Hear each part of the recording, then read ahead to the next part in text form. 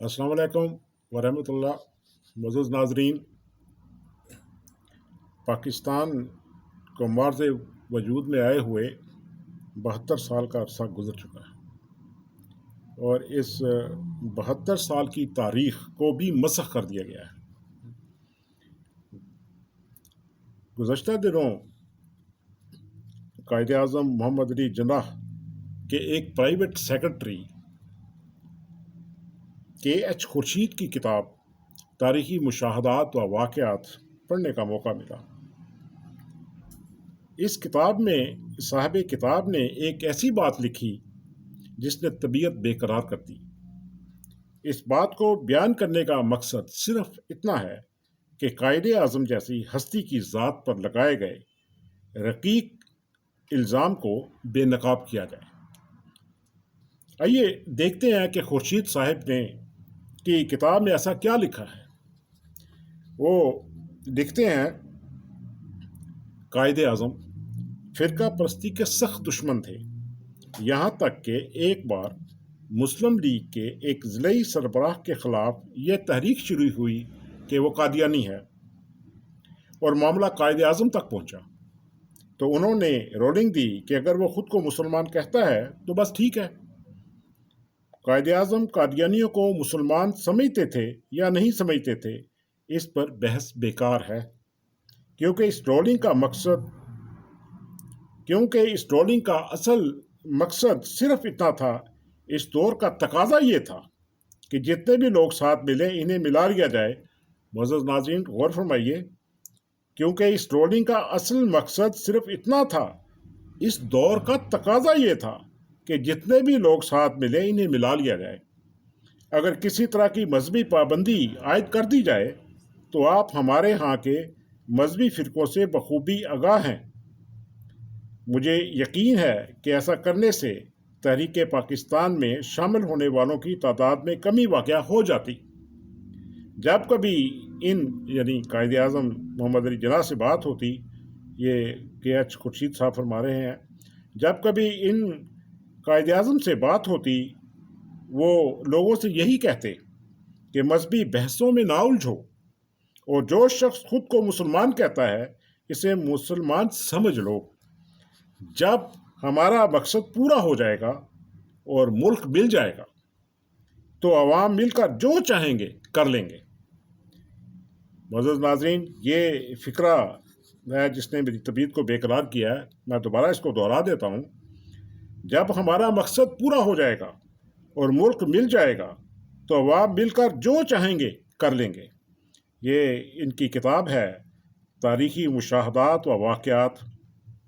इसका ये सफ़ा नंबर है 189 और 190। मुअज़्ज़ज़ नाज़रीन, इस इक़्तिबास के आखिरी फ़िक्रों को अगर सच मान लिया जाए तो कायद-ए-आज़म के साफ शफ़ाफ किरदार पर इतने ही धब्बे नज़र आएंगे जितने किसी भी धोखेबाज के दामन में हो सकते हैं। कोई भी ज़ी अक़ल इंसान जो कायद-ए-आज़म के किरदार व असूल और दयानत से वाक़िफ़ है, वो ये तसव्वुर भी नहीं कर सकता कि कायद-ए-आज़म मुनाफ़िक़ाना सोच रखते थे। दुख इस बात का है कि ये बात कायद-ए-आज़म के सेक्रेटरी साहब बयान कर रहे हैं। अगर कोई पाकिस्तान मुखालिफ मौलवी ऐसी बात कहता तो कहा जा सकता था कि जिसके दिल में पाकिस्तान मुखालिफ कीड़े कुलबुला रहे हों, वो बानी पाकिस्तान से बुग़्ज़ व कीना की वजह से ऐसा कह रहा है। हैरत इस बात पर भी है कि इस किस्म के सोकियाना ख्यालात इन तारीख़ दानों को भी नज़र नहीं आते जो कायद-ए-आज़म पर तहकीकात के नाम पर खा पी रहे हैं। के खुर्शीद साहब की लंतरानियों की कोई हैसियत बाकी नहीं रहती जब हम कायद-ए-आज़म के मुदब्बराना और दानिशमंदाना ख्यालात पर नज़र डालते हैं। 15 दिसंबर 1947 को कराची में ऑल इंडिया मुस्लिम कौंसिल के इजलास में तकरीर करते हुए कायद-ए-आज़म ने फरमाया, पाकिस्तान इस्लामी नज़रियात पर मुबनी एक मुस्लिम रियासत होगी और ये कोई पापियत नहीं होगी। आइनसाज असम्बली के पहले सदर की हैसियत से कायद-ए-आज़म मोहम्मद अली जिन्नाह ने अपनी पहली तकरीर करते हुए पाकिस्तान की आइन साजी का संगे बुनियाद इन अल्फाज के साथ रखा था, ख्वाह आपका ताल्लुक کسی مذہب، ذات یا عقیدے سے ہو، اس کا امور مملکت سے کوئی تعلق نہیں ہوگا۔ آپ دیکھیں گے کہ کچھ وقت گزرنے کے بعد ہندو ہندو نہیں رہیں گے اور مسلمان مسلمان نہیں رہیں گے، مذہبی اعتبار سے نہیں کہ یہ ہر فرد کا ذاتی عقیدہ ہے، بلکہ سیاسی اعتبار سے کہ وہ ایک قوم کے شہری ہیں۔ قائد اعظم محمد علی جناح نے اپنی اس قول کو عملی ثبوت کے طور پر پاکستان کی پہلی اسمبلی کے اسپیکر جگن ناتھ اور وزیر قانون جگندر ناتھ منڈل کو مقرر کر کے دیا تھا، اور اسی طرح مسیحی فرقے سے تعلق رکھنے والے کو سپریم کورٹ کے پہلے چیف جسٹس مسٹر کارنیلسن اور فارن آفس میں SSM برگ کو نامزد کیا۔ ان کے چیف سیکورٹی افسر پارسی تھے۔ اسی طرح جماعت احمدیہ سے تعلق رکھنے والے سر محمد ظفر اللہ خان کو پاکستان کا پہلا وزیر خارجہ مقرر کیا۔ قائد اعظم نے دلی میں 23ویں اجلاس سے خطاب کرتے ہوئے کہا تھا کہ مسلمان گروہوں اور فرقوں کی نہیں، اپنے اندر اسلام اور قوم کی محبت پیدا کرے، کیونکہ ان برائیوں نے مسلمانوں کو 200 برس سے کمزور کر رکھا ہے۔ مزید بنا پر یہ فرمایا کہ جس ملک کی آج ہم بنیاد رکھنے جا رہے ہیں، اس میں ذات پات، نسل و مذہب کی بنا پر کسی سے امتیازی سلوک نہیں کیا جائے گا، اور ہم سب ایک ریاست میں برابر کے شہری ہیں۔ معزز ناظرین، اب ہمارا یہ سوال بنتا ہے کہ کیا قائد اعظم محمد علی جناح کے یہ ارشادات اور عملی اقدامات منافقانہ سوچ کا نتیجہ تھے، یا ان کی شاندار سوچ کی عکاس؟ قائد اعظم کی مدبرانہ اور دانشمندانہ سوچ کو اگر پیش نظر رکھ کر پاکستان کی تعمیر اور ترقی کے لیے کام کیا جاتا تو بلا شبہ پاکستان کی عوام دنیا کی پرامن اور خوشحال ترین عوام ہوتی۔ قائد اعظم کے عظیم افکار و خیالات پر سیاہی پھیرنے کا آغاز اور باعث 12 مارچ 1949 کو پہلی دستور ساز اسمبلی سے پاس ہونے والی قرارداد مقاصد کا آنا بنا تھا، جس میں قائد اعظم کی سوچ کو کہ خواب کا تعلق کسی مذہب، ذات یا عقیدے سے ہو، اس کا امور مملکت سے کوئی تعلق نہیں ہوگا، پر خط تنسیق کھینچ دیا گیا، اور ریاست نے قائد اعظم کے ارشادات کو پسے پشت ڈال کر مسلمانوں کو مسلمان بنانے کا ٹھیکہ لے لیا۔ قرارداد مقاصد کے متن میں موجود درج ذیل فقرہ قائد اعظم محمد علی جناح کے افکار و خیالات کا منہ چڑھاتا دکھائی دیتا ہے۔ مسلمانوں کو قرارداد مقاصد کا ایک فقرہ آپ کی خدمت میں پیش ہے۔ مسلمانوں کو اس قابل بنایا جائے گا کہ وہ انفرادی اور اجتماعی طور پر اپنی زندگی کو قرآن و سنت میں درج اسلامی تعلیمات و مقتضیات کے مطابق ترتیب دے سکیں۔ حالانکہ قائد اعظم نے اس کی نفی کی تھی کہ امور مملکت کسی ریاست کا مذہب کے ساتھ بالکل تعلق نہیں ہوگا، مگر وہ کہہ رہے ہیں کہ نہیں، مسلمانوں کو اس قابل بنایا جائے گا، یعنی کہ ریاست مسلمانوں کو مذہب کا ٹھیکہ لے گی اور مسلمانوں کو اچھا مسلمان بنانے کی کوشش کرے گی۔ ریاست کے کاروبار میں قائد اعظم نے فرمایا تھا کہ یہ نہیں پوچھا جائے گا کہ کسی کا مذہب کیا ہے اور عقیدہ کیا ہے، ہم سب ایک ریاست میں برابر کے شہری ہیں۔ قرارداد مقاصد کی اگلی شق میں ریاست نے یہ ذمہ داری بھی اپنے ہاتھ میں لے لی کہ اقلیتوں کو اپنے مذہب کو آزادی سے پریکٹس کی اجازت بھی ریاست دے گی۔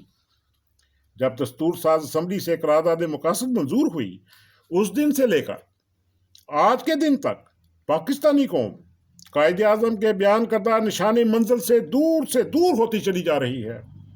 اسی قرارداد کی بدولت پاکستان مخالف مولوی نما مذہبی جوکروں کو گڑ کھلانے کا موقع میسر آیا۔ 1953 کے فسادات کروانے کے لیے دولتانہ جیسے بے ضمیر سیاستدان نے سب سے پہلے مولوی نما درندوں کو اپنے مذموم مقاصد حاصل کرنے کے لیے احمدیوں کے خلاف استعمال کیا۔ ممتاز دولتانہ کی اس بےہودہ حرکت کی وجہ سے نہ صرف پاکستان مخالف ملاؤں کو اپنی اہمیت منوانے کا موقع ملا، بلکہ فوج کو بھی اقتدار کے خمار سے آشنا کرنے کا باعث بنا۔ دولتانہ نے جو پنجاب کے وزیر اعلیٰ تھے، جناب دولتانہ پنجاب میں مذہبی مدافعت کی ایسی آگ لگا بیٹھے تھے جسے بجھانا ان کے بس کی بات نہ رہی۔ ان آگ کے شعلوں کو بجھانے کے لیے وزیر اعظم خواجہ ناظم الدین کو پنجاب میں مارشل لا لگانا پڑا، जनरल आज़म ने न सिर्फ शोरश को जल्द ख़त्म करवाया बल्कि इन मौलवी नुमा भेड़ियों की असलियत भी ज़ाहिर की। इसकी तफसीलात मुनीर इंक्वायरी रिपोर्ट में मौजूद हैं।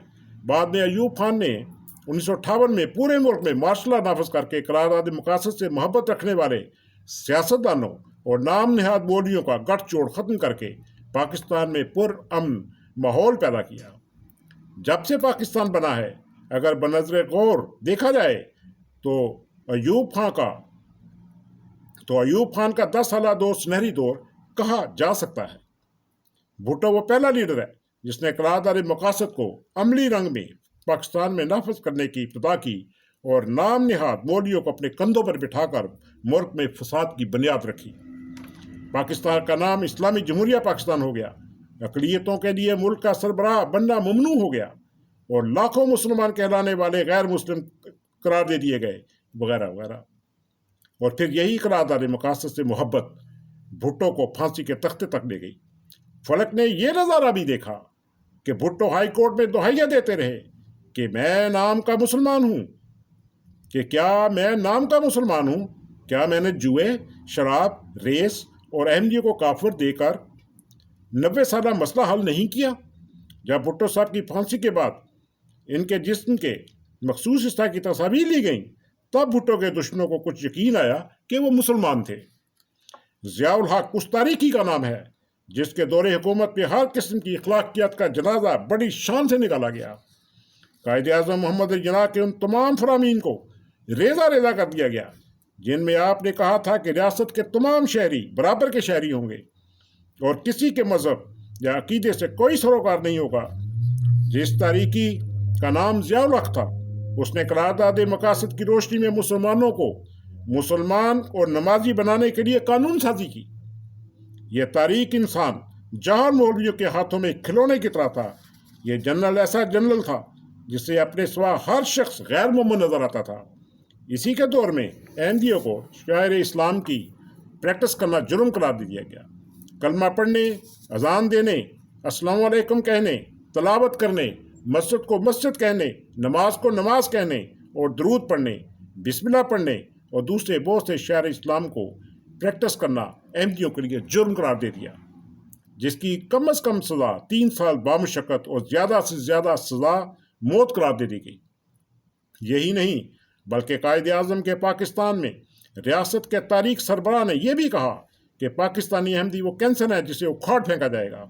ज़ियाउल हक नामी तारीखी ऐसा कुछ कर तो ना सकी, मगर खाक होने से पहले गयूर पाकिस्तानियों को एक दूसरे का दुश्मन ज़रूर बना गई। कौम के नौनहालों के हाथों में हथियार, हिरियौन जैसा मनहूस जानलेवा नशा और लड़ने मरने और एक दूसरे की गर्दनें काटने के लिए मजहबी मुनाफरत की तलवार और फिरका वारगी जैसी बेरहम क्राशिंकोफ ज़रूर थमा गया था। कायदे आज़म मोहम्मद अली जिन्ना ने फरमाया था, आप मुमलकत पाकिस्तान में अपने मंदिरों और अपनी मस्जिदों या किसी इबादतगाह में जहाँ भी आप जाना चाहते हैं, जाने में आज़ाद हैं। आपका तल्लुक़ किस मज़हब से है, आपकी क्या ज़ात है, आप किस ख़ानदान से तल्लुक़ रखते हैं, इसका मुमलकत पाकिस्तान के अमूर की अंजामदही के साथ कोई वास्ता नहीं। भुट्टो ने मौलवियों को खुश करने के लिए कायदे आज़म के इरशादात पर स्याही फेरते हुए अहमदियों को न सिर्फ रियासती तशद्दुद का निशाना बनाया, बल्कि इन्हें गैर मुस्लिम करार देकर फसाद की बुनियाद रख दी थी। वो करारदाद मकासद जिस पर अमल करने की 1953 में नाकाम कोशिश की गई थी, वो भुट्टो दौर में कामयाब होकर मुनाफरत का नुक्ता आगाज़ बन गई। और फिर इस बुनियाद पर ज़ियाउल हक ने एक ऐसी मनहूस इमारत खड़ी की जिस मनहूस की छाँव में पाकिस्तानी कौम आज तक खून थूक रही है। हमारी दुआ है कि उतर ज़रूर मगर आह सुबह आज़ादी, उतर ज़रूर मगर आह सुबह आज़ादी, किसी ज़मीन पे वजह फसाद बन के ना आ। मुअज़्ज़ज़ नाज़रीन, जनाब खुर्शीद साहब ने अपनी किताब में सिर्फ वही बात नहीं की कि वो वक्त का तकाजा था, इस वजह से कायदे आज़म ने कह दिया कि जो मुसलमान कहता है उसको मुसलमान ही समझा जाए, जब वक्त बदलेगा तो हम मिलजुल कर उसका सदेबाब कर लेंगे, उनका इलाज कर लेंगे। इसी तरह खुर्शीद साहब ने अपनी किताब में यह भी कहा है कि 11 सितंबर की तकरीर वो हालात का जबर था, وہ حالات کا تقاضا تھا کہ وہ ایسی تقریر کریں، ورنہ ان کے خیالات وہ نہیں تھے جو 11 ستمبر کی تقریب میں یہ بھی انہوں نے اپنی اسی کتاب میں مشاہدات و واقعات میں بیان کیے ہیں۔ اسی طرح وہ یہ بھی اس کتاب میں کہنا نہیں بولے کہ یہ جو مولوی لوگ ہیں جو اسلامی نظام کی باتیں کرتے ہیں، میں نے ایک دفعہ ایک مولوی سے ملا تو اس نے مجھے بتایا، وہ اسلامی نظام قائم کرنے والے نے، کہ میں 3 مرغ کھا جاتا ہوں اور 5 7 اپ پیتا ہوں۔ تو وہ خود بھی یہ سوال اٹھاتے ہیں کہ کیا یہ مولوی جو 3 مرغ کو کھا کر 5 7 اپ پی جاتے ہیں، وہ اسلامی نظام کیسے لے کے آئیں گے؟ اور انہوں نے مذاق بھی اڑایا ان علماء کا، لیکن اس کے باوجود تاریخ کی یہ درستگی ضروری ہے۔ ارباب اختیار کو چاہیے کہ اس کتاب کے وہ فکرے جو قائد اعظم کو منافق ثابت کرتے ہیں ان کو فی الفور اس کتاب سے نکالا جائے، کیونکہ اس سے تاریخ ان کو اچھے لفظوں سے یاد نہیں کرے گی، اور کوئی بھی شخص اپنے پسند کا نتیجہ نکال کر قائد اعظم پر بے شمار الزامات لگا سکتا ہے۔ اور اسی کے ساتھ معزز ناظرین، میں اجازت چاہتا ہوں۔ اللہ حافظ۔